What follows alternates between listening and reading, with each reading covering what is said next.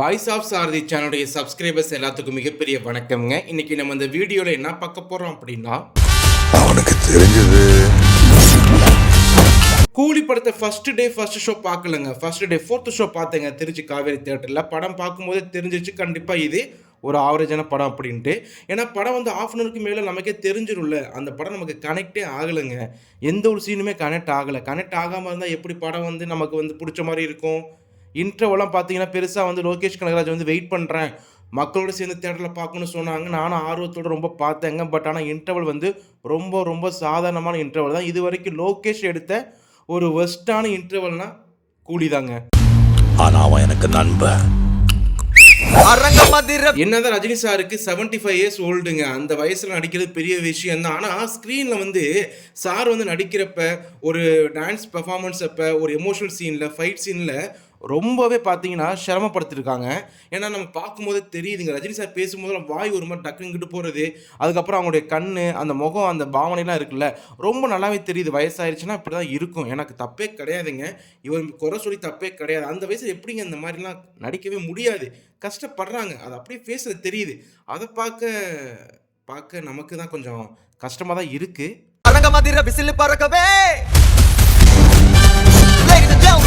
நாகார்ஜுனா, அமீர் கான், இந்த சௌபின், உபேந்திராலாம் பார்த்தீங்கன்னா படத்தில் மிகப்பெரிய ஒரு எந்த விதமான இம்பேக்ட் ஏற்படுத்தவே இல்லை. சௌபின்லாம் நிறைய பேர் பாராட்டுறாங்க.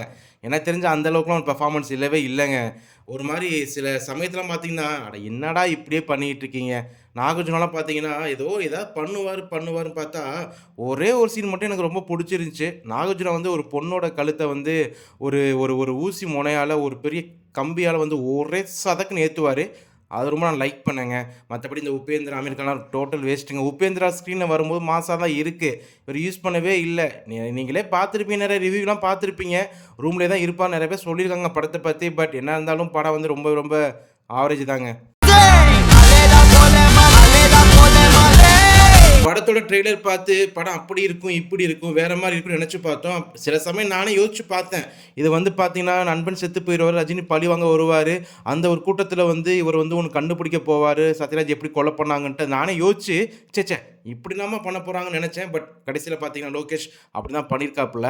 ஏங்க லோகேஷ் இப்படி பண்ணாங்கன்னு தெரிலங்க. ஏன்னா மாநகரம், கைதி, விக்ரம், இந்த மாதிரி லியோலாம் எடுத்தவர் இந்த மாதிரி ஒரு ரிவெஞ்ச் ஸ்டோரி கையில் எடுத்துட்டார், ஓகே. பட் அவர் வந்து ஸ்க்ரீன் ப்ளே கொஞ்சம் வேறு மாதிரி, கொஞ்சம் டைட்டாக தானே பண்ணுவார். டைட்டாக பண்ணாமல் ரொம்ப ரொம்ப லூஸாக பண்ணிட்டாருங்க. லூஸ்னால் சொல்கிறது வந்து நான் ரொம்ப டைட்டாக இல்லாமல் அந்த லூஸ் சொல்கிறேங்க. சோஷியல் மீடியாவில் போட்டு துவன்னு அடின்னு பிரித்து மேய்ஞ்சிக்கிட்டு இருக்காங்க கூலி படத்தை. அதெல்லாம் ஓகே தான், அது அவங்களுடைய எக்ஸ்பெக்டேஷனை ஃபுல்ஃபில் பண்ணலாம், அடிக்கிறாங்க, துவைக்கிறாங்க. லோகேஷ் வந்து என்ன சொல்கிறாங்கன்னா, கம்பேக் கொடு, அடுத்த படத்தில் பழைய மாதிரி வா, பழைய பன்னீர்செல்வம் வா அப்படி சொல்கிறாங்க. என்னப்பா அவர்னா 10 படத்தை தோழி படத்தை கொடுத்தாரு. ஆக்சுவலி இதுவே ஃப்ளாப்பு கிடையாது, ஆவரேஜான படம் தான். லோகேஷ் ஃபார்மில் தான் இருக்கார். எப்படா டவுன்ஃபால் ஆனார்? ஆகவே இல்லைடா. நெக்ஸ்ட் படம் கைதி 2 வருதுடா, கொஞ்சம் பொறுமையாக வந்து பாருங்கடா, ஓகேவாடா? தேங்க்யூங்க. ப்ரொடியூசர்ஸால தேடப்படுற மோஸ்ட் வாண்டட் கைதி வந்து இன்னைக்கு லோகேஷ் தான்.